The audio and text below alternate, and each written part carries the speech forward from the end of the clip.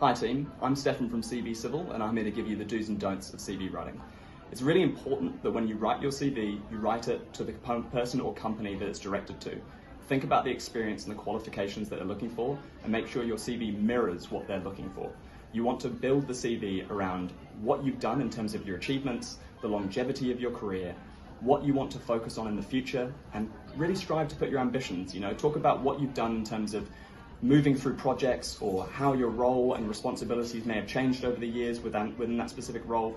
List what you've done, list what your objectives were when doing the role, list the achievements, and list your key performance indicators, so the things that you really were kind of looked at for and reported back on whilst you were in that role. Really show who you are and what you're about. You don't want to make things overly long, so bullet point, bullet point, bullet point, and just make sure that the person and the audience is reflected in the CV that you write. Never try to be long-winded, don't give big paragraph statements, just make sure it's short and concise. It lists your key achievements, your objectives, what you've done in your role, and just make sure you cover the entirety of your employment history that's relevant to the role that you're applying to.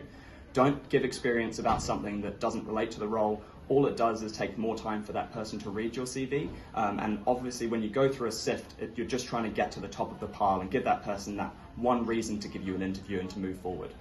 Make sure that you keep it short and concise, bullet point, bullet point, bullet point, and make sure you have active listening and active audience membership. Easy. That's probably me.